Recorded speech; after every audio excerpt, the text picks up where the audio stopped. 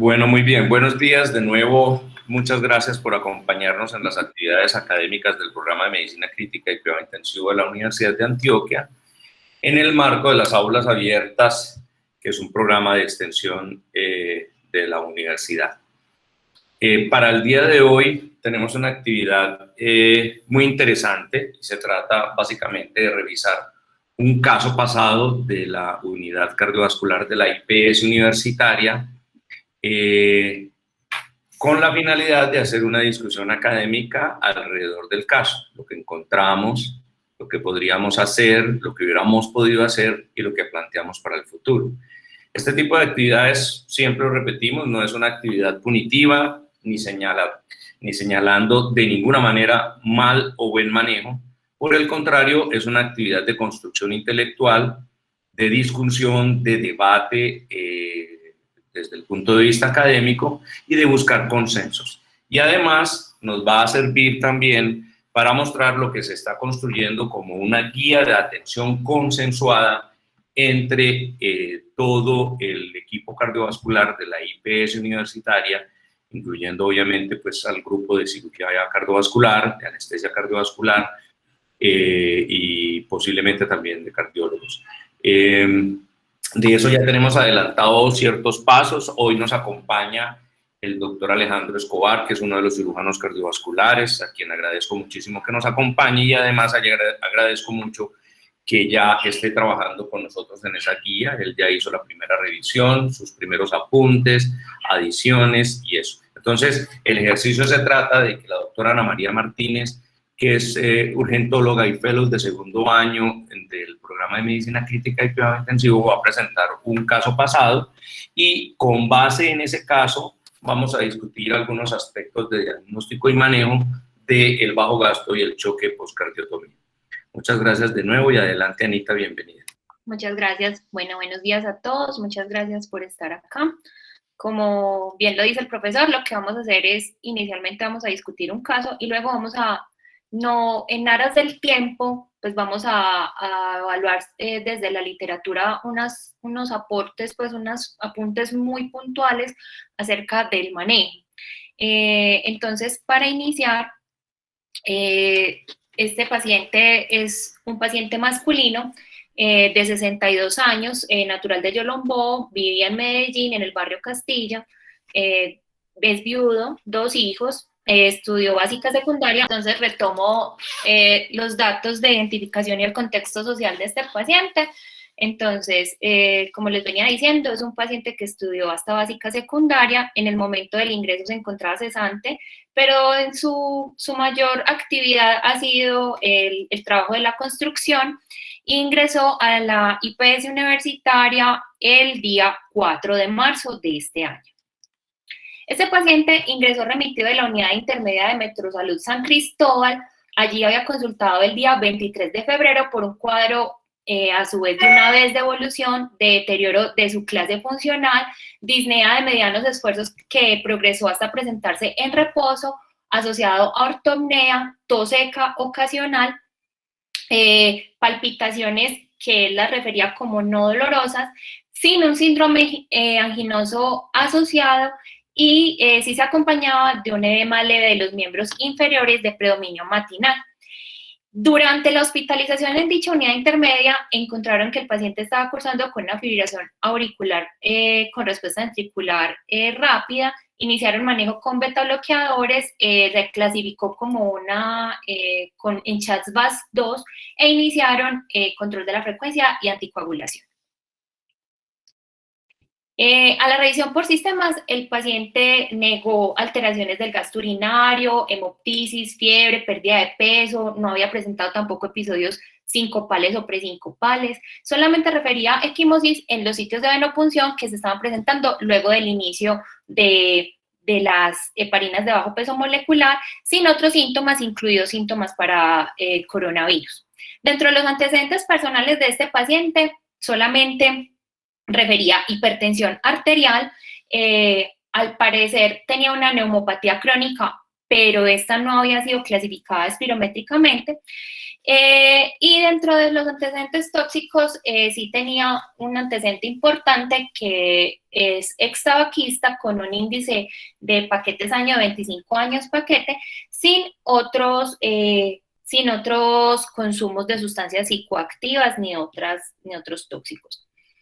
En el examen físico, el paciente, al llegar a la IPS universitaria, se encontraba normotenso, con una presión arterial de 133/88, con una frecuencia cardíaca que oscilaba entre 80 y 95 latidos por minuto, con una saturación de oxígeno alrededor del 90%, orientado neurológicamente sin ningún déficit. Lo único que se encontraba positivo en el examen físico era que los ruidos cardíacos estaban arrítmicos, con un soplo mitral grado 3, sistólico, y tricuspideo grado 3-4, también sistólico, sin frote, y un murmullo vesicular que se encontraba disminuido con submatidez bivasal y crépitos bivasales, sin otros hallazgos.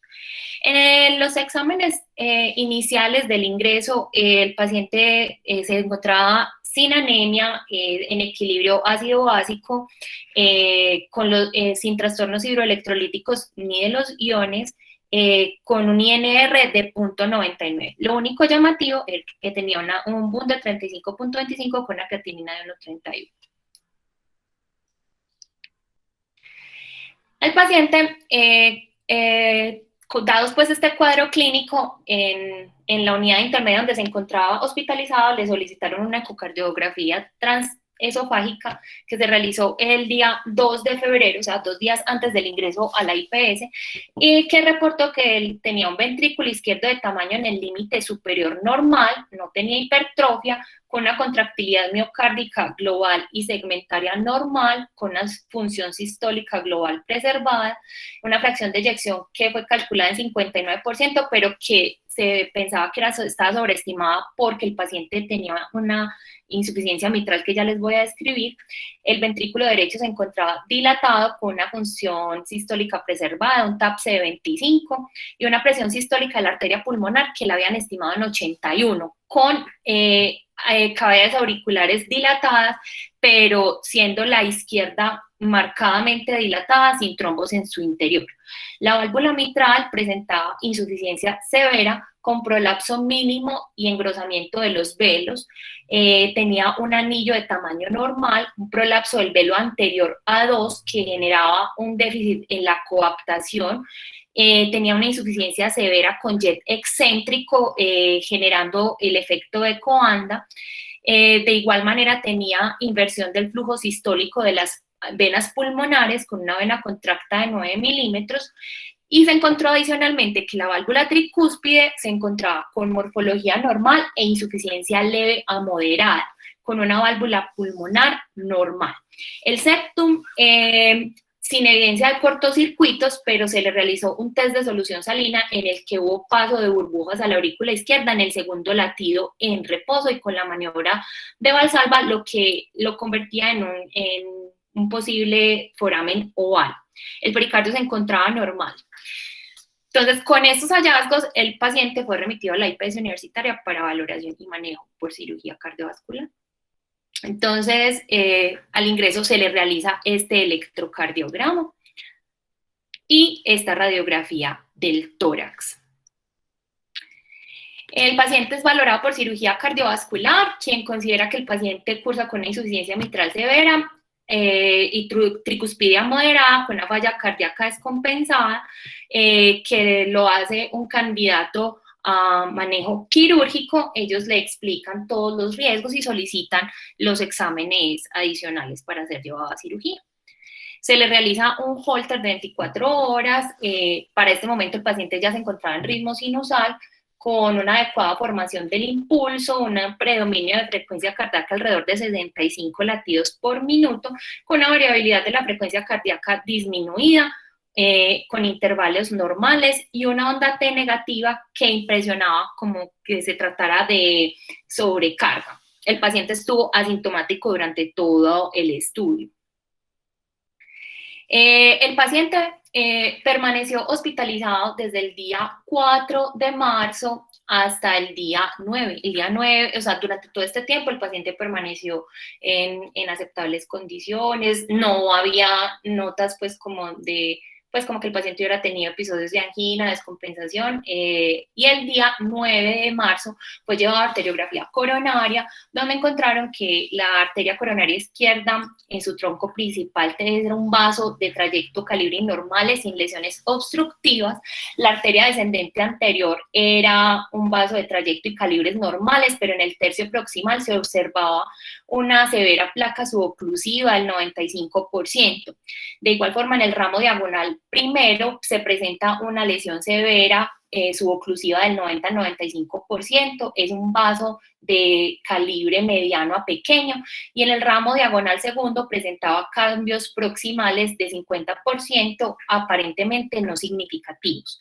La arteria circunfleja era un vaso de trayecto y calibre normales. El ramo marginal segundo presentaba una lesión obstructiva osteoproximal de aproximadamente el 90-95%, con una coronaria derecha que tenía una oclusión total del 100% en la unión del tercio medio con la distal, y que reconstituía el lecho distal por colaterales.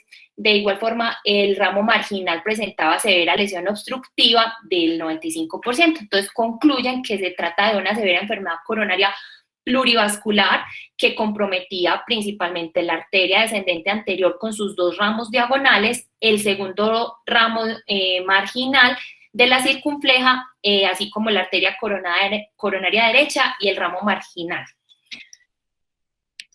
Entonces, el paciente fue llevado a cirugía de revascularización miocárdica, donde realizan puente con arteria mamaria interna a la DA, con un aceptable lecho distal. De igual forma revascularizan de forma secuencial con safena a la primera diagonal, rama de la arteria descendente anterior y obtusa marginal, las dos de 1.7 milímetros, y revascularizan con safena a la descendente posterior de 1.7 milímetros.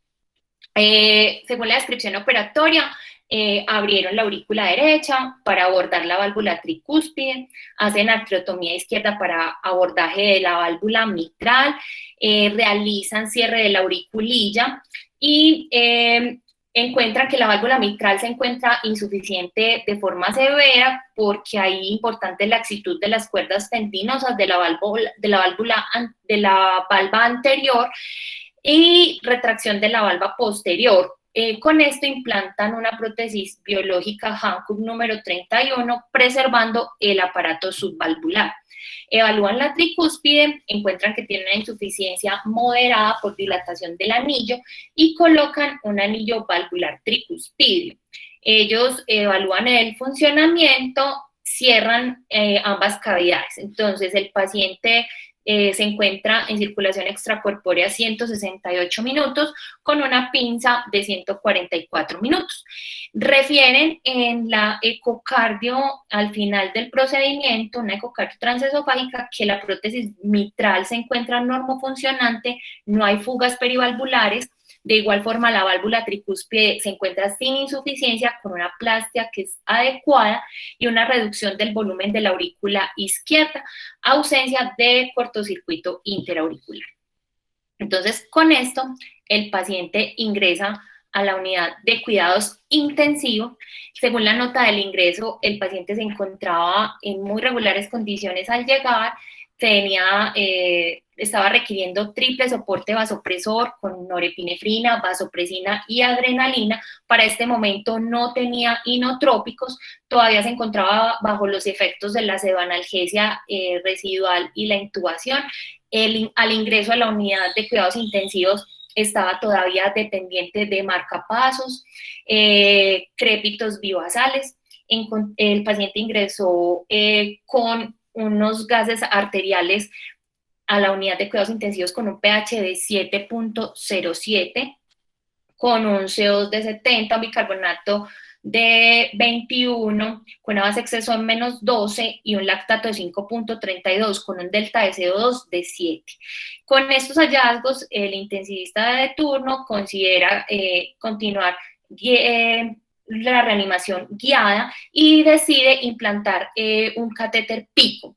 Se ajustaron los parámetros ventilatorios y solicitan un control de gases arteriovenosos más o menos a las 2 horas del ingreso a la unidad. El paciente persiste con acidosis metabólica, un lactato que está en aumento con un delta de CO2 ya de 11.8. El paciente continúa con soporte con norepinefrina, adrenalina, vasopresina, y según la valoración del pico, tenía un índice cardíaco de 2 con unas resistencias vasculares que estaban en 700, y con esto deciden iniciar milrinone. Bueno. Adicionalmente, más tarde, se realizan nuevos gases arteriales, el paciente persiste en acidosis metabólica, sin embargo, el lactato había depurado un poco, persistía hipercámnico, y ya para este momento estaba presentando caída de los índices de oxigenación. Realizan una nueva hemodinamia donde encuentran un índice cardíaco de 2.21 con un gasto cardíaco de 3.99, con unas resistencias vasculares de 1080 y un índice de 1951. En este contexto, consideran que el paciente se encontraba con aumento del agua extravascular, y por tanto deciden ajustar el manejo, el aporte hídrico, y estaban pues de pronto ya considerando la posibilidad, porque el paciente se encontraba anúrico, de necesitar terapia de reemplazo renal. Horas más tarde deciden iniciar hemodiafiltración venovenosa continua para manejo. Sin embargo, el paciente desde este momento, pues desde muy temprano, desde las primeras horas del ingreso, dado su inestabilidad, más o menos a la medianoche del ingreso, el paciente entra en paro cardiorrespiratorio, una actividad eléctrica sin pulso, más o menos realizan maniobras de reanimación por 6 minutos y el paciente retorna a la circulación en ritmo sinusal. Consideran que desde el ingreso se encuentra, al día siguiente, perdón, esto ya es en la nota del día siguiente, el paciente sigue en malas condiciones, en un choque profundo, todavía requiriendo soporte vasopresor alto, todavía está con el manejo con milrinone y en reemplazo renal. Se decide en ronda realizar la implantación de un catéter de Swan-Ganz para guiar mejor la terapia, de igual forma implantar un balón de contrapulsación aórtico y cambiar el soporte inotrópico del milrinone por levosimendan.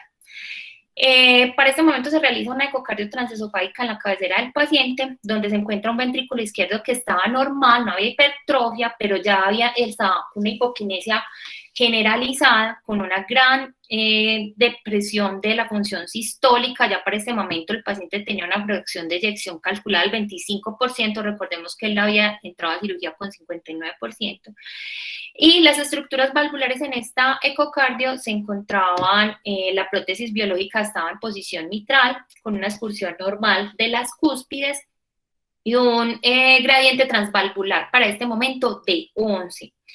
La presión sistólica de la pulmonar ya en este momento estaba en 50, y con estos hallazgos el paciente pues continúa en manejo en la unidad de cuidados intensivos. Sin embargo, el paciente no evoluciona bien. Al día siguiente el paciente persiste con signos de vasoplegia generalizados marcados que no mejoran con el manejo, un SOFA de 17 puntos. En este momento se consideró de pronto la posibilidad de que el paciente fuera comentado para una institución que contara con ECMO venoarterial, pero desafortunadamente el paciente no evoluciona bien y fallece. Entonces, hasta este momento, no sé si tienen alguna pregunta, dejo abierto pues como la posibilidad o para iniciar la discusión. ¿Alguna pregunta sobre la historia de alguna de las personas del público? ¿Hay algún aspecto? Ah, perdón, Alejandro, adelante. Bueno, buenos días a todos y desafortunado este caso, pero pues me parece muy prudente hacer el análisis para tomar correctivos en caso de que haya necesidad o simplemente pues conocer que estos pueden ser los desenlaces de algunos de los pacientes. A mí me gustaría, Ana, dentro de toda esa evolución, Señor. y pues yo les hago pues como un recuento ahí de la historia. Cuando nosotros lo vimos, ese señor prácticamente estaba completamente normal, no había ningún hallazgo ni al examen físico ni al interrogatorio que le permitiera a uno decir pues que se encontrara en una falla cardíaca descompensada. De hecho, pues pensamos en una cirugía rápida y pues rápida en tiempo de programación, digo yo, y que simplemente faltaba era como completarle los prequirúrgicos, dentro de eso la coronariografía. Le llama a uno la atención de que fuera un señor tan enfermo y tuviera tan pocos síntomas o de tan reciente aparición. El señor se supone estaba en clase funcional 1 hasta hace un mes o 2 meses, en donde empieza a consultar con una progresión muy rápida de su sintomatología, porque pues se supone es un trabajador de construcción, en donde está sometido a trabajos pesados y no manifestaba ningún síntoma hasta antes de 2 meses. A mí me gustaría ver dentro del posoperatorio los hallazgos quirúrgicos fueron completamente diferentes a lo que uno... Sí, te estamos escuchando, Leo. No, me entró aquí una llamada y se descuadró aquí. Los hallazgos quirúrgicos no corresponden a los hallazgos ecocardiográficos, y porque en la descripción de los hallazgos que falta ahí en la historia que mandó Ana, es muy claro que el corazón es un corazón gigantesco, a expensas como de las cavidades derechas. Y si miramos la primera placa de tórax, si nos la puedes poner, Ana. Claro que sí. Pues es una placa en donde el corazón en la AP no se ve demasiado grande, pero en la lateral sí vemos que las cavidades derechas están completamente crecidas y pegadas al esternón. Este paciente tenía una presión pulmonar de 80 por cálculo en ecocardiografía. Sin embargo, la eco prequirúrgica hablaba de que tenía una buena función ventricular derecha y con un TAPSE de 25, que eso pues, prácticamente es supranormal. Entonces, hay cosas que no le cuadran a uno respecto a eso, entre los hallazgos ecocardiográficos y los hallazgos en cirugía. Y pues esta placa pudiera corroborar sobre todo el compromiso del lado derecho del corazón. En el posoperatorio no vemos placas, que sería interesante ver qué pasó en el posoperatorio, tratando de identificar algunas cosas que pudieran también comprometer el gasto cardíaco. Entonces, aquí resaltar la importancia de la radiografía posquirúrgica, que algunas veces somos muy enfáticos en preguntar siempre por las placas posquirúrgicas, o hay problemas en que no se ordenó, o hay problemas en que el que tomaba la placa estaba muy ocupado y no pudo subir hasta 2 días después para tomar la placa, o peor aún, que sí se tomó pero nadie la evaluó, o no quedó documentado en la historia que se hubiera evaluado.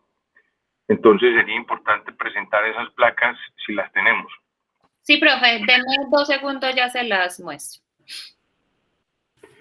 Y si tienes acceso a la historia clínica, a ver lo que yo describí en los hallazgos operatorios, no sé si tenemos acceso directo. Discúlpenme un segundo.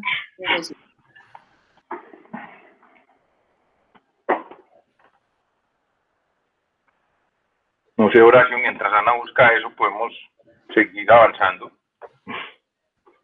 Sí, pero quisiera decir 2 cosas con lo que acabas de decir. Es cierto, nosotros encontramos lo que acabas de decir, la función ventricular.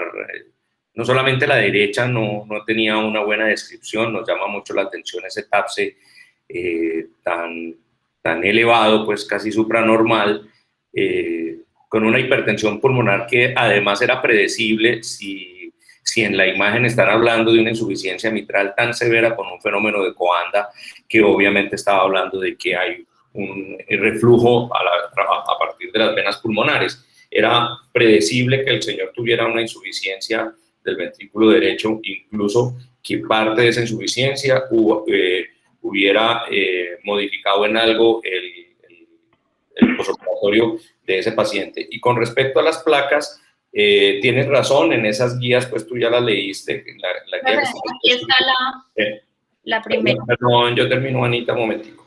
En esas guías que tú también ya revisaste, estamos haciendo énfasis en dos aspectos que a mí me parecen fundamental en el posoperatorio de cirugía cardíaca. Las placas posoperatorias constantes, la primera en las horas de haber ingresado a la UCI, si es muy temprano y no hay sospecha de alguna alteración que pudiera verse en la imagen de rayos X de tórax, pues hacerla a las 12 horas, una placa cada 24 horas con evaluación de electrocardiograma diario. Electrocardiograma siempre. El electrocardiograma es un examen sencillo, económico, fácil de evaluar y nunca debe faltar en un posoperatorio de un paciente de cirugía cardíaca y menos un posoperatorio de enfermedad coronaria.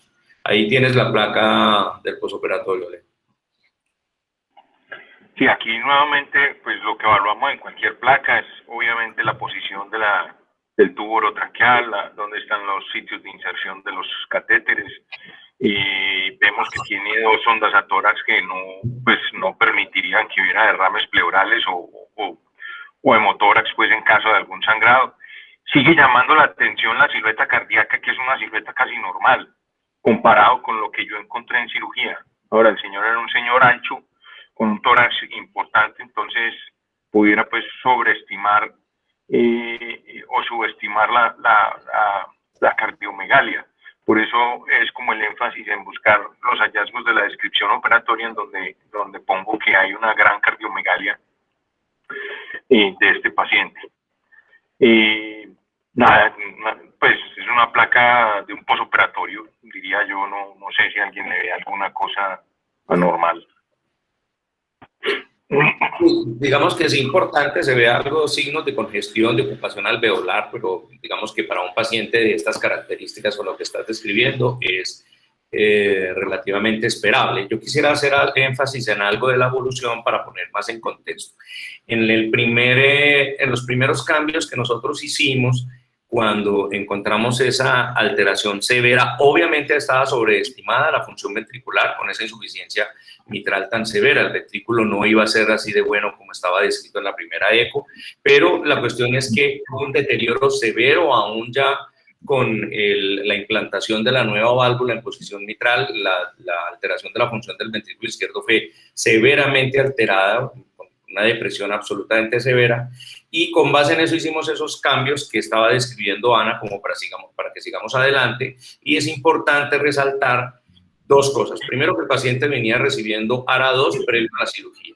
Y segundo, que con algunos de esos cambios pudimos lograr quitar la adrenalina, suspender la adrenalina totalmente, suspender el milrinone, hacerle algo de inotropía adicional con el levosimendan, y pudimos alcanzar unas presiones de asistencia con el balón de contrapulsación regularmente adecuadas, con lo cual empezamos una titulación en realidad muy pequeña, pero algo de titulación de los vasopresores con que quedó en ese momento, que eran noripinefrina y vasopresina. O sea que ahí en ese momento íbamos con una mejoría muy pequeña, pero algo de mejoría, con lo que posteriormente, al día siguiente en la noche, presenta un nuevo deterioro, y a las 48 horas ya el resultado final del que habló Ana.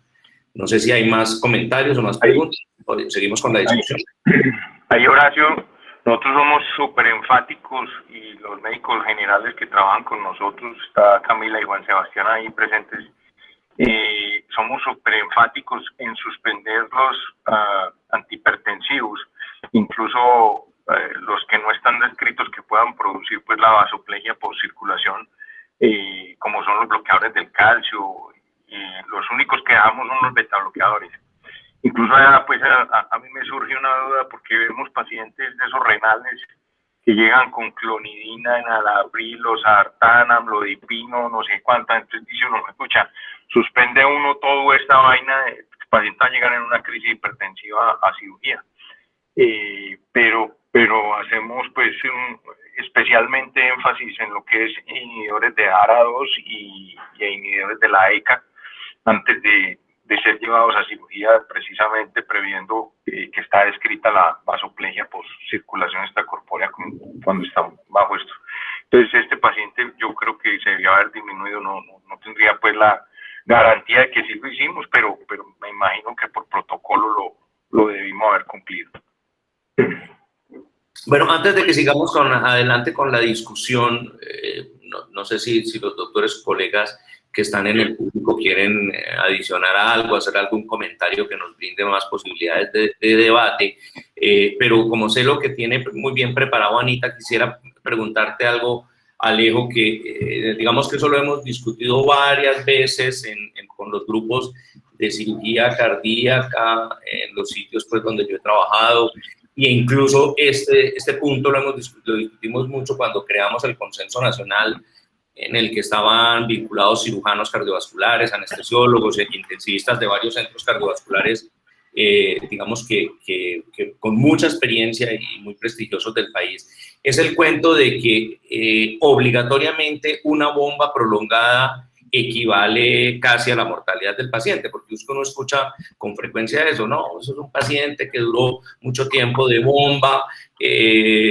bombas de 100 y pico, entonces el paciente por eso es que tiene pues tal vasoplegia o tal bajo gasto, por eso el corazón tan aporreado, la mortalidad es muy alta, aunque pues te lo pregunto, pero dejo en claro que es cierto que las bombas prolongadas, digamos, que están dentro de los puntajes de severidad, y cada vez que se hace análisis de mortalidad en centros cardiovasculares se tiene en cuenta también, obviamente, los tiempos de bomba y los tiempos de clama aórtico. Pero quisiera que nos hablaras un poquito sobre eso, porque a mí me parece que se exagera un poquito con el cuento de que, con esa idea, pues, de que los tiempos de bomba muy prolongados obligatoriamente están ligados a una enorme mortalidad. Pues, yo creo que eso es un mito que tenemos y que se ha ido perdiendo a raíz de todos estos cursos y todas estas cosas que hemos hecho de plastias valvulares mitrales o de plastias aórticas, en donde vemos en servicios de muy alta calidad, de muy alto volumen, afuera del país, en donde se lleva un paciente a una plastia valvular mitral y tienen bombas de 180 a 200 minutos entre lo que es la realización de la plastia, la salida de bomba para ver cómo quedó la plastia, volver a entrar en bomba porque hay que hacerle una corrección a la plastia que todavía le falta un poquito para terminarla de corregir, y todo eso implica unas bombas supremamente largas y ver cómo estos pacientes, algunos de ellos están extubados a las 2 horas. Entonces, yo creo que hay que perderle el mito a esa bomba larga. Obviamente, hay bombas largas que se deben a procedimientos complejos y a procedimientos en los que pueden haber problemas y técnicos o problemas que van a estar relacionados directamente con la mortalidad del paciente y no directamente relacionados a la bomba, sino al problema propio del acto quirúrgico, y que pues obviamente va a tener una bomba más prolongada debido a la complejidad del procedimiento que se está haciendo. Entonces, más que la bomba sería como el problema propio del paciente. Y yo creería que pues entramos casi que por el final. Yo quisiera hacer como un análisis desde el principio del paciente, porque pues una de las cosas que lleva a una mortalidad de un paciente cardiovascular es la mala selección para cirugía. Y entonces es ahí en donde están los criterios para uno seleccionar si un paciente es buen candidato o no a cirugía. Alejo, perdóname, yo te interrumpo. Te propongo algo. Si quieres, discúlpame, te interrumpo, pero es que eso que vas a decir me parece muy importante para el final. Te propongo que dejemos que Ana María avance con la revisión que hizo y al final dejamos un espacio para eso que vas a hablar, que me parece muy importante como para dar ya el cierre de la reunión. ¿Sí? ¿Te parece? Sí, sí, perfecto. Vale. Bueno, adelante, Ana, no te interrumpimos más. Doc, esta es ¿quieren verla? O sea, esta es la otra placa y tengo la otra también ahí. Pues se las voy a mostrar así rapidito. Entonces, esta fue al día siguiente de la cirugía. Y esta fue 6 horas después de la que les acabo de mostrar. Bueno, voy a seguir compartiendo mi presentación. Bueno.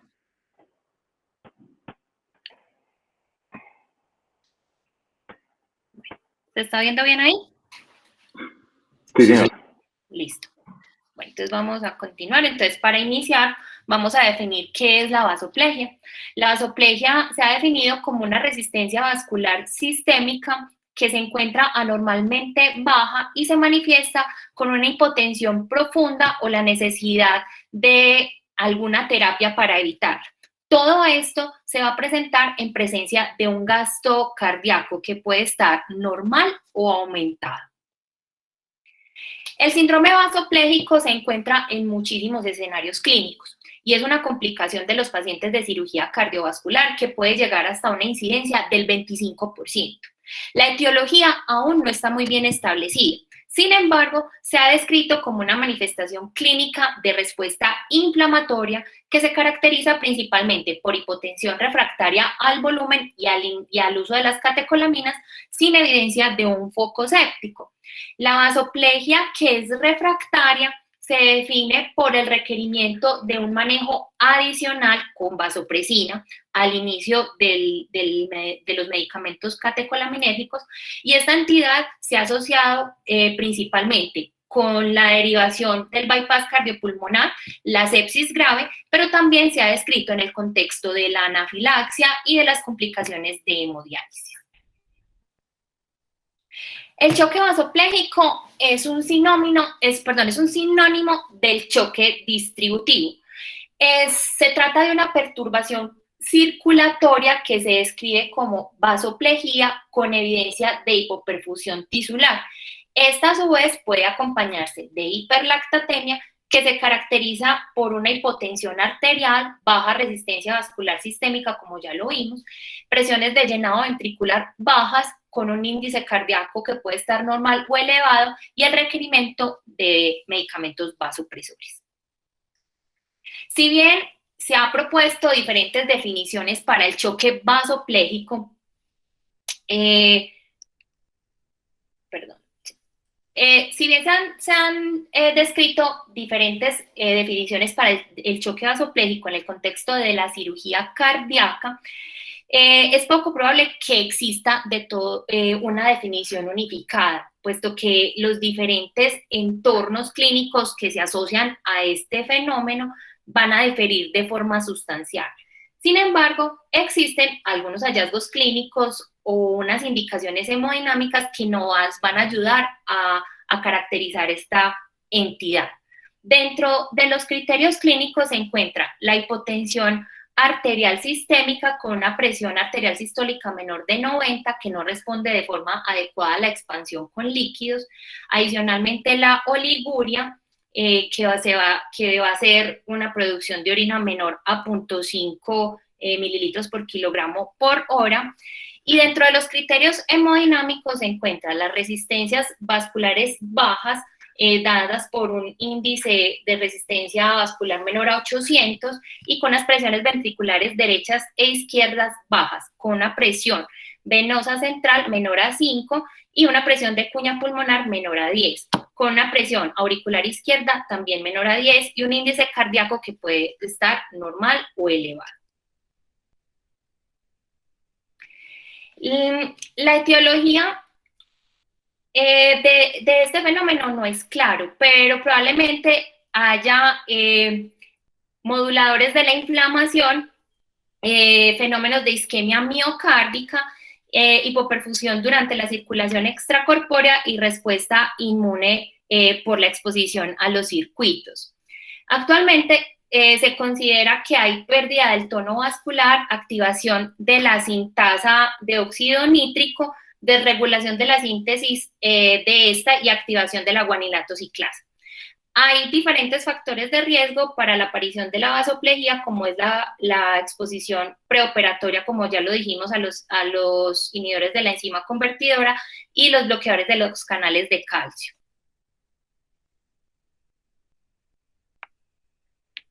Las metas hemodinámicas en estos pacientes en el posoperatorio de la cirugía cardíaca incluyen siempre mantener una adecuada perfusión tisular. Se deben monitorear e intervenir los determinantes de estas perfusiones siempre con miras a mantener las metas. El estándar de monitoreo puede ser básico o puede ser avanzado. Con técnicas no invasivas como la ecocardio transtorácica y la ecotransesofágica, o mínimamente invasivas como el análisis del contorno de la onda de pulso arterial, e invasivas como el catéter de la arteria pulmonar y la termodilución transpulmonar. El estándar clínico para el monitoreo del gasto cardíaco sigue siendo la termodilución mediante el catéter de la arteria pulmonar, aunque no hay en este momento estudios en cirugía cardíaca que permitan, pues, como extrapolar así tácitamente esta afirmación. El uso del catéter de la arteria pulmonar en los últimos tiempos de alguna forma ha caído, pues, o ha declinado su uso. Y esto básicamente, pues, se cree que es más porque no hay pues, o sea, han aducido que haya complicaciones y un perfil de riesgo que no es muy claro, un perfil de riesgo-beneficio que no es muy claro. Sin embargo, es una medida de monitoreo con unos desenlaces clínicos adversos que, a excepción de las complicaciones del implante, deberían interpretarse más que todo es a la interpretación de los valores. Se ha sugerido que el uso del catéter de la arteria pulmonar podría llegar a ser muy útil para el diagnóstico y el tratamiento de los pacientes que están cursando con una disfunción del ventrículo derecho, o que adicional a esto o podrían estar solamente con hipertensión pulmonar, y para diagnosticar las causas del síndrome de bajo gasto. Dentro de las metas hemodinámicas en el posoperatorio de cirugía, como ya les decía, se deben mantener una adecuada perfusión tisular. Este estudio buscaba determinar la seguridad y la efectividad del uso rutinario de los catéteres de arteria pulmonar luego de la cirugía cardíaca, sobre la mortalidad, las complicaciones, los días en UCI, la estancia hospitalaria y los costos. Se realizaron diferentes búsquedas en bases de datos utilizando términos de búsqueda predeterminados, y encontraron que en todas las búsquedas fueron desde el 2012 hasta una fecha que ellos definieron como actual, para que la última revisión fuera del 2013. Incluyeron estudios que involucraran adultos, pacientes que habían sido llevados a cirugía cardíaca, o pacientes de la unidad de cuidados intensivos que requirieran monitorización hemodinámica, y los pacientes que hubieran estado con otras patologías quirúrgicas fueron excluidos.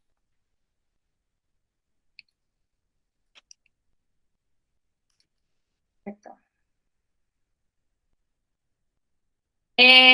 La búsqueda de la base de datos incluyó 519 resultados, de los cuales 175 fueron los que fueron incluidos en el estudio, pero luego de evaluar tanto los títulos como los abstracts, solamente recuperaron 33 artículos, de los cuales solamente incluyeron 6 para la revisión.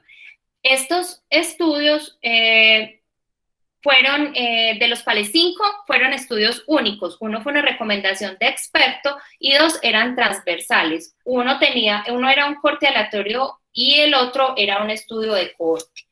Dos estudios involucraron a todo tipo de pacientes de cirugía cardíaca, por ejemplo, pacientes que habían sido llevados a derivación de arteria coronaria y cirugía de válvula, y un estudio involucró pacientes de neurointervencionismo y cirugía cardíaca en general.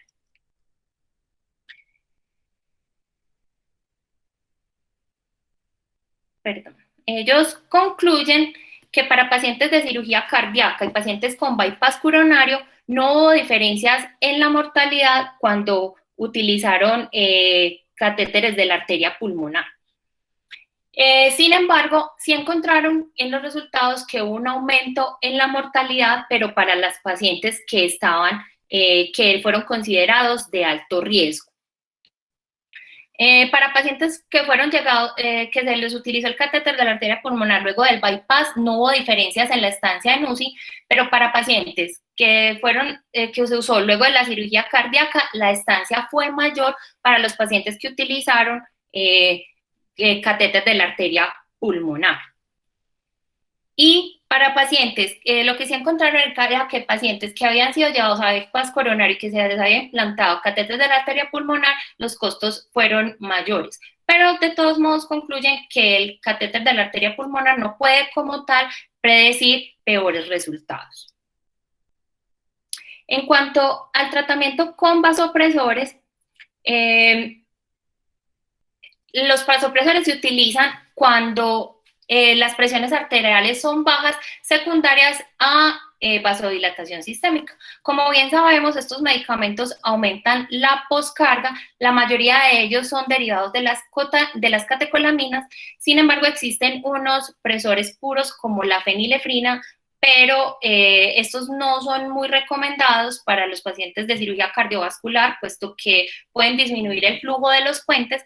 Y como bien sabemos, la norepinefrina es superior a la dopamina para los pacientes de cardio, sobre todo porque siendo la dopamina más taquicardizante y más proarrítmico.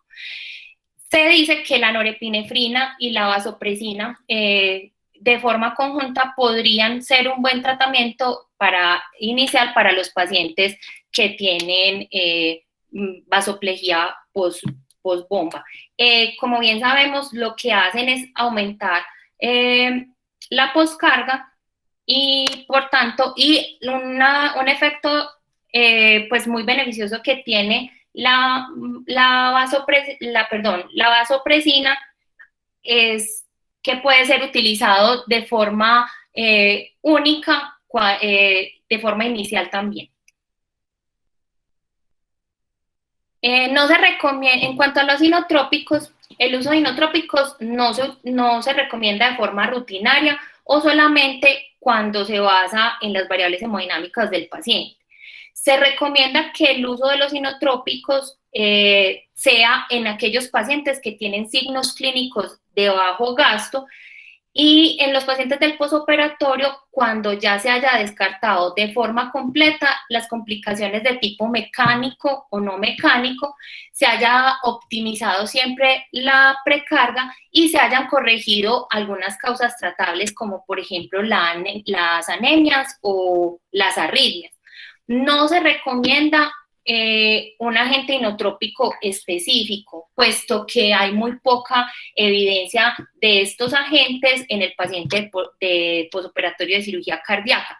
Sin embargo, se recomienda considerar el levosimendan como un agente de primera elección, siempre basado en algunos estudios, especialmente en pacientes que cursan con cardiopatía de origen isquémico, que previamente o en el momento de la cirugía estaban recibiendo beta bloqueadores o que cursen con síndrome cardiorrenal o pacientes que tengan falla del ventrículo derecho.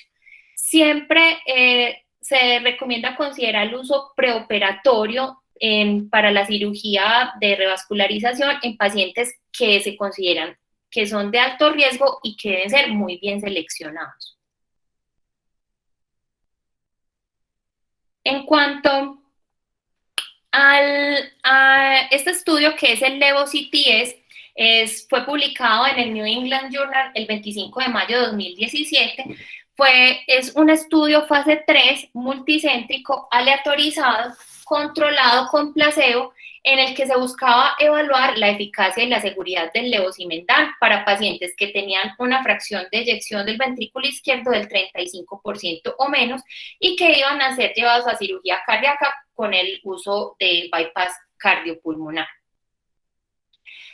La aleatorización y el seguimiento de los pacientes, como se muestra en la figura, pues aunque no se ve muy bien, fueron 956 pacientes que se sometieron pues a todo el rigor del estudio y a los exámenes de detección y que cumplían todos los criterios de elegibilidad, de los cuales 882 fueron asignados de forma aleatoria para recibir el levosimendan en 442 pacientes y placebo o un equivalente al placebo en 440 pacientes. Este estudio pues, se llevó a cabo en 70 centros de los Estados Unidos y Canadá entre el 18 de septiembre del 2014 y el 23 de noviembre del 2016.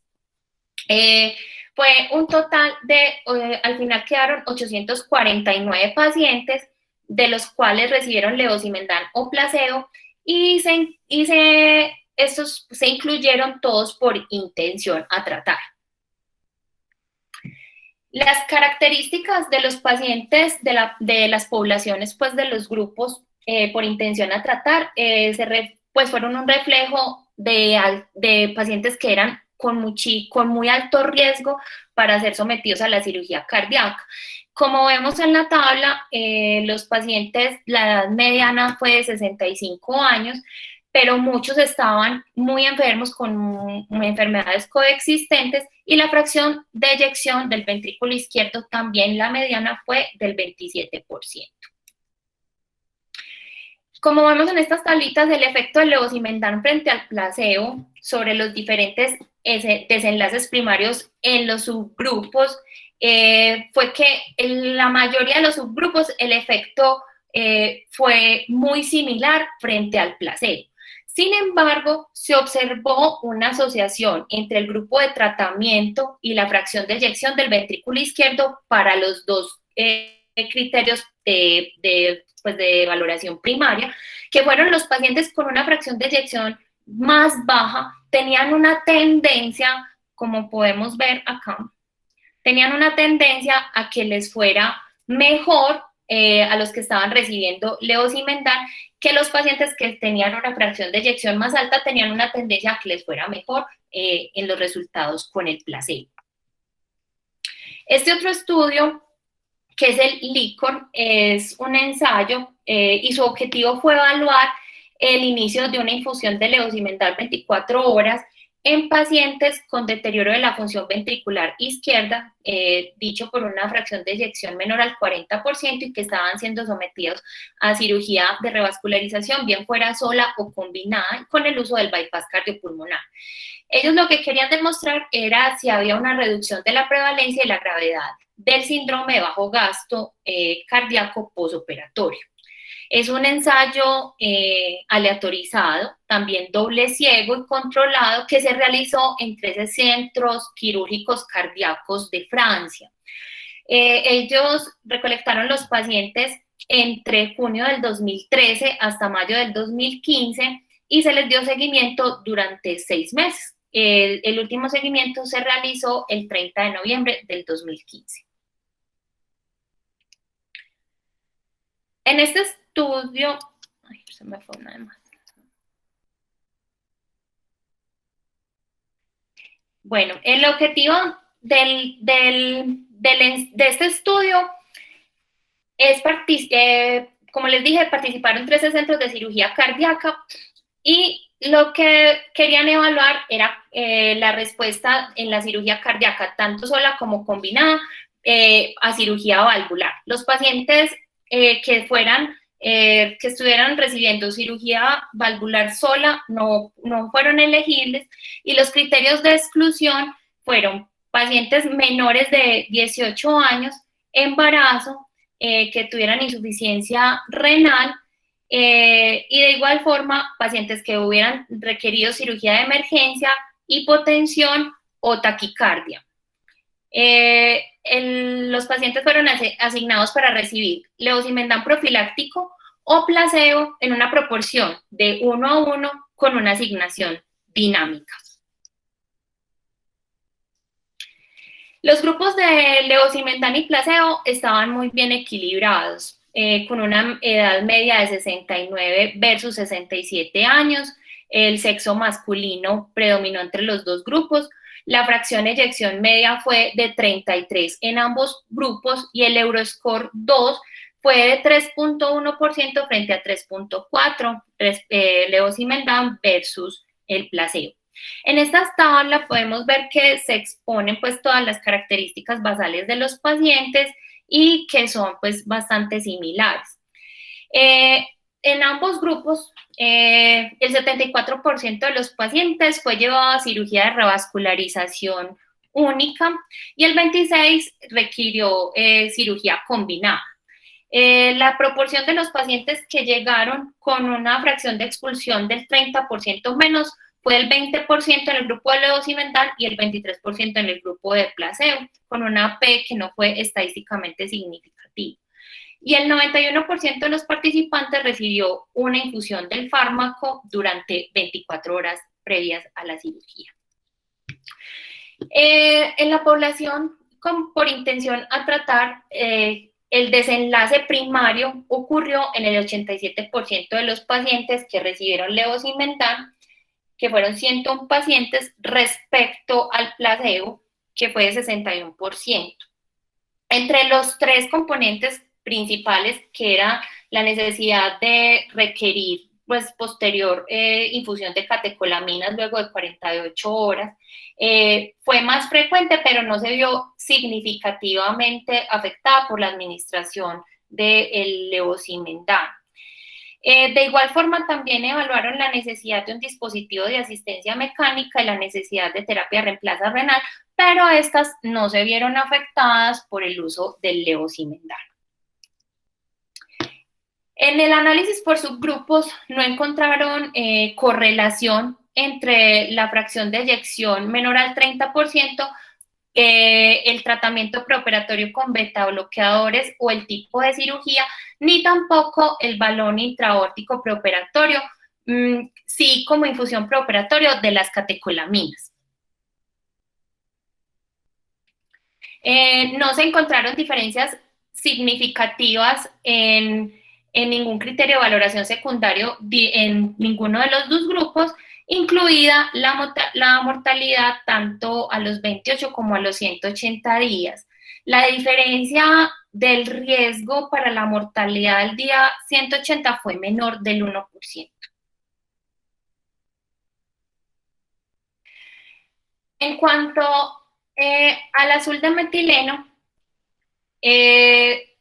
esta sustancia, pues con el descubrimiento del óxido nítrico como un mediador de la vasoplejía posoperatoria cardíaca, ha pues fomentado el uso de este medicamento. Es un fármaco que se ha utilizado con resultados favorables, pero en casos aislados. La evidencia de este medicamento respecto a su eficacia y seguridad es muy escasa y se ha pues como circunscrito básicamente a reportes de casos y cohortes retrospectivas. La utilidad también se ha descrito en otras patologías como la sepsis o en la hipotensión sostenida postdiálisis. Hay muy pocos ensayos clínicos controlados de este tipo y se ha utilizado como estrategia preventiva general o en pacientes de alto riesgo o también en pacientes que requieren una estrategia terapéutica una vez ya se ha establecido el síndrome vasopléjico. Este estudio, su propósito fue evaluar los efectos del azul de metileno en la hemodinámica sistémica durante e inmediatamente después de que el paciente era sometido a la cirugía, a la circulación extracorpórea. En el subgrupo, principalmente en los pacientes que habían recibido IECAS, que ya sabemos que es un factor de riesgo para la vasoplegia postbomba, que tuvieran persistencia de las presiones arteriales sistémicas bajas y de las resistencias vasculares. Ellos presumen o parten del hecho de que la administración del azul de metileno podría reducir tanto la incidencia como la gravedad de la hipotensión durante la circulación extracorpórea, así como la necesidad de los medicamentos vasoconstrictores.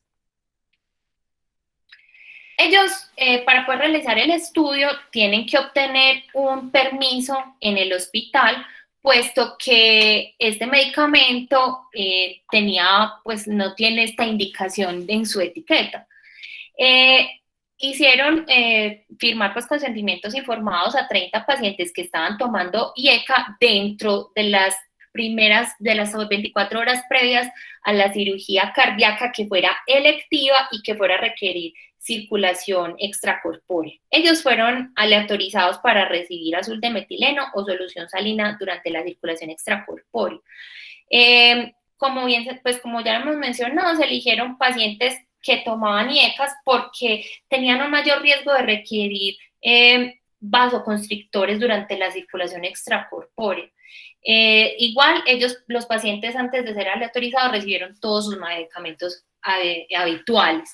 Ellos excluyeron pacientes que hubieran requerido cirugías de emergencia, pacientes que estaban requiriendo vasopresores o medicamentos inotrópicos antes de ser llevados a cirugía cardíaca, pacientes que tuvieran insuficiencia renal con una creatinina superior a 1.8, pacientes embarazadas, mujeres en edad fértil y pacientes con antecedentes de hipersensibilidad al azul de metileno, porque ya lo hubieran recibido previamente, así como pacientes que tuvieran deficiencia conocida de la 6-fosfato deshidrogenasa.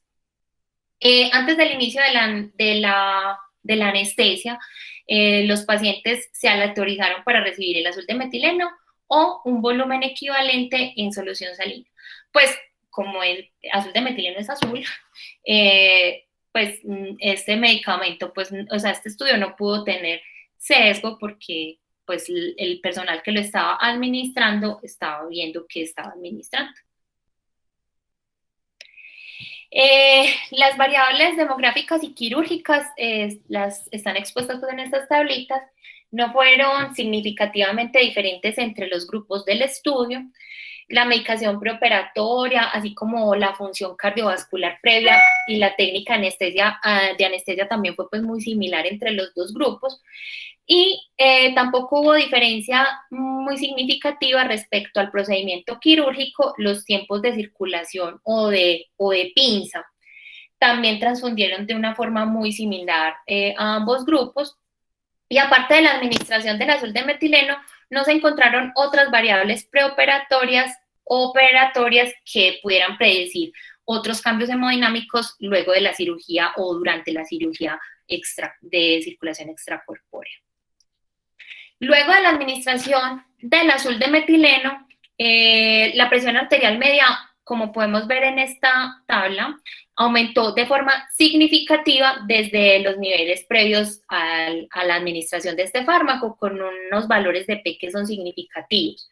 Y también fue significativamente mayor que la presión arterial media en el grupo de solución salina versus el azul de metileno, a pesar de que ellos tuvieron un uso mayor de fenilefrina, como les voy a mostrar en esta tabla. El uso de la fenilefrina durante la circulación extracorpórea fue muchísimo mayor en el grupo de solución salina en todos los momentos de la cirugía durante la circulación extracorpórea. Los niveles de lactato se redujeron de forma muy significativa en el grupo que recibió azul de metileno en comparación con los del grupo de solución salina en todos los periodos de la circulación extracorpórea luego de que se administrara este medicamento. Los resultados de este estudio muestran que la administración del azul de metileno durante la circulación extracorpórea da como resultado una mejor hemodinámica en comparación con aquellos pacientes que recibieron solución salina y ya que requirieron mayor uso de vasopresores para mantener las adecuadas presiones arteriales para mantener perfusión. El mayor uso de los fármacos vasoactivos para ese grupo de solución salina probablemente contribuyó a que el registro de la presión arterial mediante las resistencias vasculares fueran similares entre ambos grupos. Los niveles de lactato más bajo en los pacientes que recibieron azul de metileno sugieren que este medicamento aumenta el tono vascular sin comprometer de forma global la perfusión. Y por el contrario, el uso de fenilefrina se asocia con mayor aumento del lactato sistémico.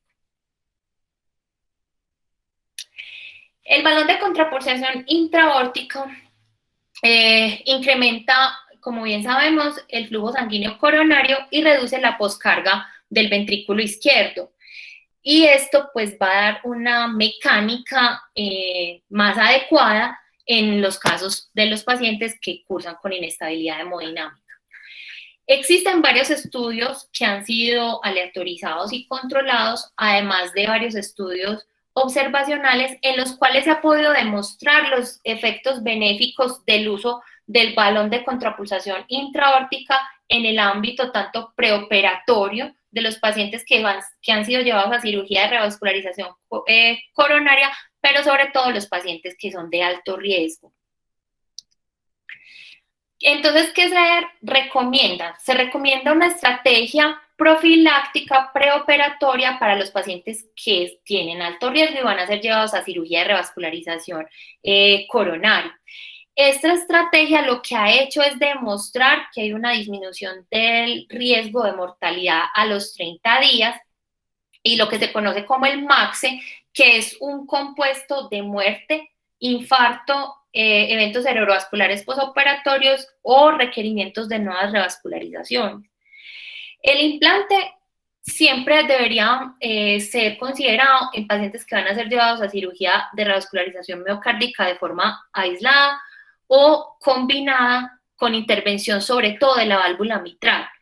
Y sobre todo si estos pacientes presentan una fracción de expulsión disminuida, menor del 35%, y que al menos cumplan algunos de estos criterios, que es enfermedad del tronco coronario, antecedentes de revascularización quirúrgica ya previa del miocardio, paciente que curse con angina inestable persistente y refractaria a pesar de tener un manejo médico óptimo, y pacientes que estén cursando con un infarto agudo del miocardio reciente que se define como menor de 10 días. Y respecto a la definición del paciente de alto riesgo, pues no hay como una uniformidad de esto. Hay diferentes estudios en los que los subgrupos de alto riesgo se han definido como el que presenta fracción de expulsión menor del 40%, lesiones del tronco, la angina inestable o también el infarto que ha sido reciente, pero también debería evaluarse el Euroscore y si este es mayor de 6, es también de alto riesgo. Entonces, para terminar, pues queríamos como compartirles estos dos artículos que son pues bastante interesantes. Uno es la guía de práctica clínica que el doctor Horacio ya les habló, es la guía que se está implementando ya, pues que se está construyendo para la clínica, para la IPS universitaria, basada pues como en toda la literatura y toda la experiencia que hay alrededor del manejo del paciente postoperatorio de cirugía cardíaca. Y de todos modos pues también que está consenso colombiano de cuidados perioperatorios de la cirugía cardíaca del paciente adulto, donde pues orgullosamente 2 de nuestros profesores participaron, que tiene pues también fue un consenso donde participaron muchísimos expertos y que está basada en los últimos pues, reportes de la literatura. Listo, profe. Bueno, Anita, muchísimas gracias por la presentación, muy buena presentación. Abramos el debate, la discusión para los últimos minutos que nos quedan. Adelante, Alejo, si quieres terminar y alguien más quiere adicionar algún comentario, por favor, adelante.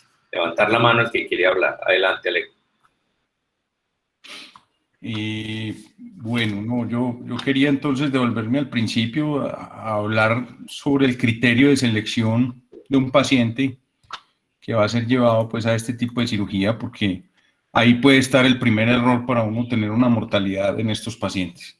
Entonces yo creo que es un paciente que evidentemente era quirúrgico, que no había necesidad de, porque hemos hablado también de la necesidad de hacer staff en pacientes complicados, en pacientes que se pueda prever un manejo complejo en la unidad de cuidado intensivo, y de hecho nosotros lo hemos hecho pues cuando vemos que son pacientes enredados.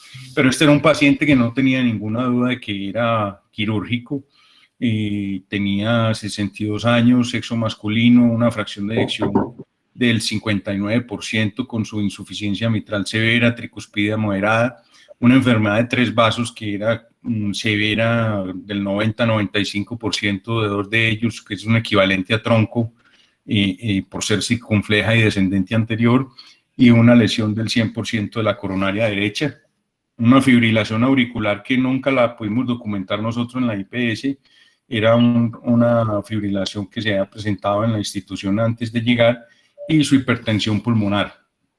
Todas estas cosas hacen que este paciente, el cálculo del Euroscore daba un 2.6% y el cálculo del STS daba un riesgo de mortalidad del 2.1%, con un riesgo de ventilación prolongada del 14%, una morbimortalidad del 20%, una estancia corta del 20% y una estancia larga del 9.9%.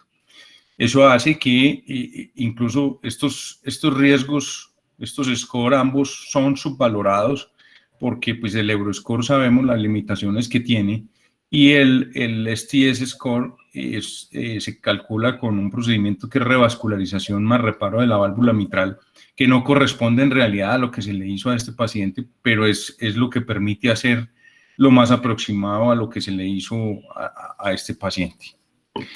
Nosotros lo llevamos a cirugía y le hacemos una revascularización de 4 puentes, donde tiene unos buenos lechos receptores, cosa que es muy importante para ustedes en cuidado intensivo, saber en esa descripción operatoria cómo están los lechos, porque es evidente que algunas veces hacemos un puente sobre una arteria que es perversa, de un diámetro menor a 1.5 milímetros y que va a estar condenada a que se ocluya, y después recibimos la llamada de ustedes de cuidado intensivo que tiene el ST elevado en la cara inferior, pero sabemos que eso no va a tener una solución ni quirúrgica ni percutánea, y posiblemente lo que haga es que manejar el infarto perioperatorio. Respecto a las válvulas, entonces hicimos un cambio mitral, no se hizo plastia, porque en insuficiencia mitral isquémica, y más cuando es severa, las plastias tienen menores resultados a largo plazo, con mayor posibilidad de tener nuevamente insuficiencia mitral recurrente en el tiempo. Se le hace una plastia tricuspidia, que pudiera estar o no debatido si se le debiera haber hecho con esa hipertensión pulmonar tan severa, permitiéndole con una insuficiencia mitral, con una insuficiencia tricuspidia, pues tener algo de desfogue a un ventrículo que pudiera claudicar. Sin embargo, pues teníamos documentado un TAPSE de 24 que dice uno, ese ventrículo puede responder a cerrarle el desfogue de la plastia de la insuficiencia tricuspidia.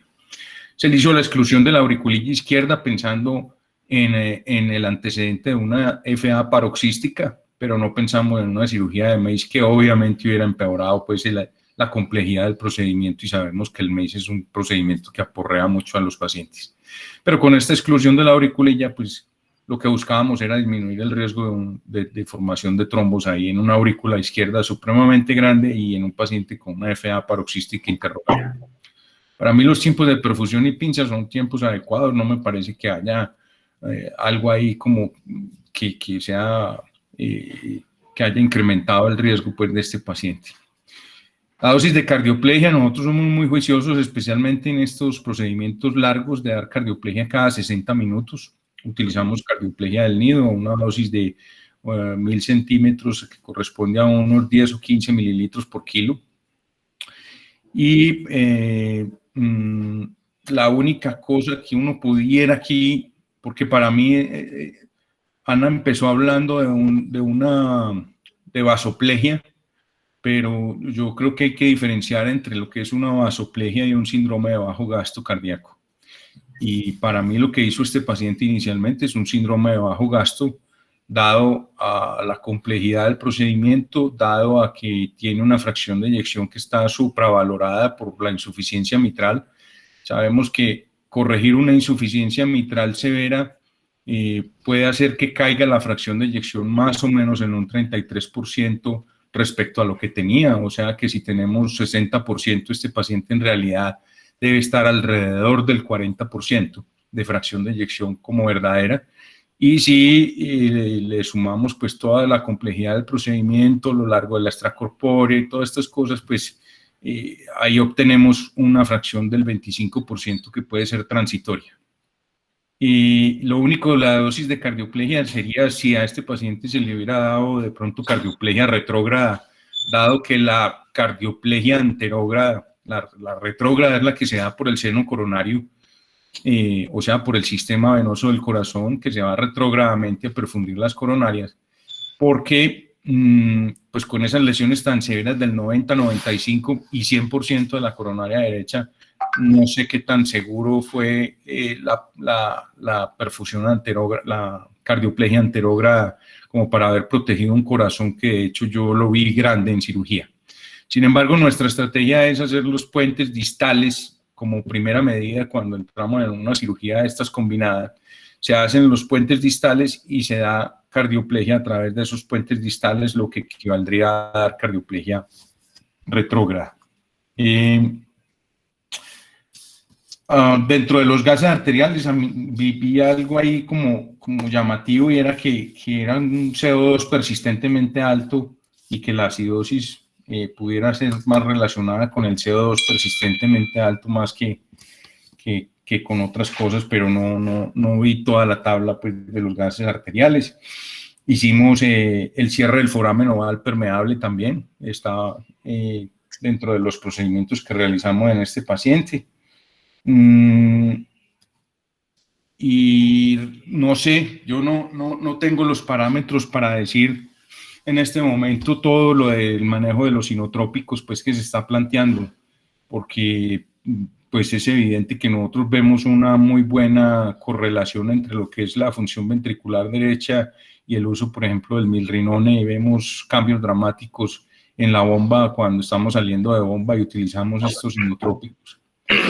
Tendría que entrar a revisar esta parte de los inotrópicos, lo mismo que el balón de contrapulsación, en donde hace unos 2 años hubo algunos trabajos con el levosimendan específicamente, en donde se demostró que la utilización del balón y el levosimendan eran prácticamente iguales, y con el balón se obtenían más problemas secundarios a la inserción del balón, al tromboembolismo por desprendimiento de placas de la aorta, a problemas mecánicos relacionados con el balón. Entonces, si teníamos un medicamento que suplía las funciones del balón, pues no se justificaba correr los riesgos de la inserción del balón. Y ahora veo que estamos siendo un poco más laxos en devolvernos a decir que el balón en fracciones de eyección baja y coronarios, y entonces es como volver a lo que teníamos antes, incluso de forma profiláctica. Yo pues creo que hay que volver como a revisar eso. No tengo los parámetros para decir sí o no a cada una de estas dos cosas, el uso de los inotrópicos y el balón. El resto me parece muy bien, Ana, la revisión. Creo que es un paciente con un síndrome de bajo gasto por cirugía cardíaca. Esto está descrito entre un 9 y un 20% de los pacientes, y vamos a tener una mortalidad entre el 20 y el 25% de ellos. La sola cirugía de válvula mitral combinada con cirugía de coronarias tiene una mortalidad que oscila entre el 7 y el 14%. Entonces, pues tenemos que saber que estos son pacientes que están muy enfermos. Creo que se hizo todo el manejo que se podía ofrecer, sin embargo, el desenlace, desafortunadamente, pues es la muerte del paciente. Ok, muy bien, gracias Alejo. Bueno, para terminar la reunión, pues, puesto que se nos prolongó, les ofrecemos disculpas, pero es que es un caso muy complejo. Yo quisiera hacer énfasis sobre varias cosas. Primero, lo del manejo interdisciplinar, el manejo transdisciplinar. Básicamente, en lo que se sustentan las estrategias ERAS, por ejemplo, es que al actuar, digamos, del grupo de cuidado intensivo siempre tiene que estar ligado, sí o sí, de manera indisoluble con el grupo quirúrgico o el grupo tratante. Entonces, en relación a esto, lo que estamos tratando de construir, Alejandro, y creo que estamos coincidiendo y conectados en el mismo aspecto, es que el manejo del paciente de cirugía cardíaca, el manejo complejo del paciente complejo, porque el paciente sencillo es muy fácil de manejar, pero el paciente complejo como este debe iniciar más bien desde el aspecto perioperatorio, o sea que tanto el cirujano sepa con tranquilidad, con certeza y con continuidad en la línea de tiempo en el posoperatorio cómo va su manejo, cómo va su paciente, cuál es el desenlace del posoperatorio, cómo el grupo de cuidado intensivo pueda saber desde antes cómo es el enfoque terapéutico, cuál es el enfoque quirúrgico que se le va a dar, cuál es el planteamiento o el plan quirúrgico que se le va a hacer a ese paciente para que en la unidad de cuidado intensivo se pueda tener todo el armamento terapéutico disponible y se sepa con certeza a qué se va a enfrentar. En ese sentido es muy importante que en la entrega del paciente en cuidado intensivo, como dice esas guías que presentó Ana, que nosotros discutimos como bien refirió Ana, con un equipo multidisciplinar de cirujanos cardiovasculares, anestesiólogos cardiovasculares, intensivistas e incluso asesores de otros países, cómo debe ser ese manejo desde el antes, dentro y en el posoperatorio. Sería ideal que inclusive el grupo de cuidados intensivos supiera cuál es la estrategia quirúrgica que se le va a hacer y con base en qué. Por ejemplo, en que un paciente que tiene una lesión valvular, especialmente una valvulopatía de origen mitral, tiene una hipertensión pulmonar con un ventrículo que está borderline y que muy posiblemente va a ser una falla posoperatoria. Eso es muy importante, pero creo que lo estamos construyendo muy bien. Otra cosa importante que dijiste, Alejo, con respecto a la vasoplegia, tienes toda la razón. Yo no estoy totalmente de acuerdo en que sea solamente un síndrome de bajo gasto poscardiotomía o un choque poscardiotomía, que evidentemente lo hizo, pero sí creo que los médicos de cuidado intensivo cuando se enfrentaron al paciente lo vieron en una vasoplegia severa. Aunque resalto lo que está tratando de hacer Ana con respecto a revivir el catéter de arteria pulmonar, y quiero hacer énfasis en la gente que está conectada en esto. Para mí no es cierto que el catéter de arteria pulmonar esté en desuso. Por el contrario,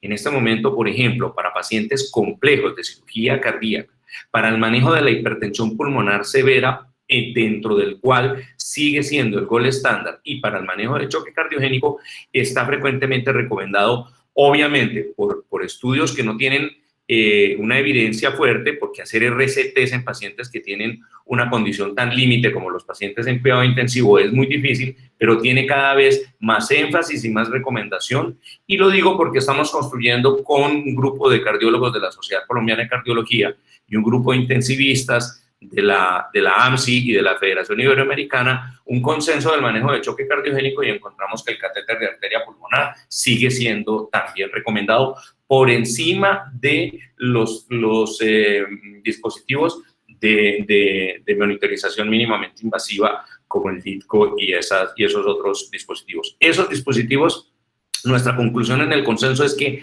no son recomendados para el manejo posoperatorio de cirugía cardíaca. No son recomendados. Si va a manejar un paciente complejo, por ahora el único recurso que tiene es el catéter de arteria pulmonar. Y especialmente para ver, por ejemplo, el desenlace de un paciente que puede tener un desenlace potencialmente mortal, como un paciente que tiene una hipertensión pulmonar severa, que obviamente no tenía una relación con un TAPSE de 25. Y fuera de eso, para hacer el diagnóstico más preciso del síndrome vasopléjico posoperatorio. Por último, aunque es muy discutido el cuento de inotrópicos, es cierto, es decir, no hay suficiente evidencia, lo que hay evidencia es que lo ideal sería no utilizarlos, pero cuando uno ve todas los consensos y las guías que se refieren al manejo perioperatorio, se extrapolan los resultados del milrinone en pacientes con falla cardíaca relacionada con cardiopatía isquémica. Por ejemplo, el estudio OPTIME. Entonces, cuando se extrapola eso y hace uno la búsqueda en los motores de búsqueda, en PubMed y en los de búsqueda, pues digamos, más importantes, encuentra que hay muy poquito relacionado con el milrinone y pacientes con cardiopatía de origen isquémico, me estoy refiriendo específicamente a eso. Entonces, visto así, yo creo que tiene más, digamos que cierta inclinación a indicar el uso del levosimendan en primera instancia en pacientes con cardiopatía isquémica. Con relación a los pacientes valvulares y que tienen hipertensión pulmonar y que de pronto mejoran la función derecha, estoy totalmente de acuerdo contigo, Alejo. Por último, para el grupo de cuidado intensivo, quisiera hacer énfasis en algo en lo que estamos, digamos que haciendo ejercicios didácticos y académicos desde hace mucho tiempo, aunque para los intensivistas es bastante difícil alejarse de esto. Recordemos que los medicamentos vasoactivos y los inotrópicos se deben formular con base en alteraciones clínicas, no numéricas con la monitorización, ni numéricas con los gases arteriales. Eso es, digamos que es un grave error que cometemos los médicos que nos dedicamos al cuidado intensivo, que modificamos no solamente la titulación de inotrópicos, sino inclusive hasta el inicio o el desmonte o el reinicio de inotrópicos simplemente sobre cómo nos están reportando las diferencias de CO2, la elevación o baja del lactato, cómo está el CO2 mixto, la saturación venosa mixta, perdón. No, si ustedes se fijan en los estudios que son de la mayor rigidez y de la mayor, digamos, de la mayor vigilancia, pues, la metodología estricta que tiene la investigación, siempre la investigación con inotrópicos y medicamentos vasoactivos inician con un paciente que tiene una alteración clínica y a su vez está demostrado, soportado con una monitorización farmacológica, por ejemplo, con la saturación venosa mixta o con la depuración del lactato o con las alteraciones de monitorización invasiva o no invasiva, pero siempre debe ser la clínica la que nos guíe, siempre. Las alteraciones de perfusión cutánea, las alteraciones del sensorio, la diuresis, la función renal, con base en eso es que uno debe modificar, arrancar o terminar un manejo inotrópico. Bueno, no siendo más por ahora, es una reunión que nos demoramos mucho, pero es una reunión que estuvo muy bien llevada y muy divertida. Anita, muchas gracias por tu revisión, te felicito, muy buena revisión, muchas gracias a todos por acompañarnos y si quieren tener una discusión más grande sobre estos aspectos, podemos utilizar un espacio sin que hagamos una revisión y lo utilizamos solamente para el debate. Los que quieran participar con la guía de la que estamos hablando para la IPS, pues bienvenidos absolutamente todos. Alejo, muchas gracias por acompañarnos, gracias a todos. A ustedes muchas gracias, nos vemos, chao, gracias. Hasta luego.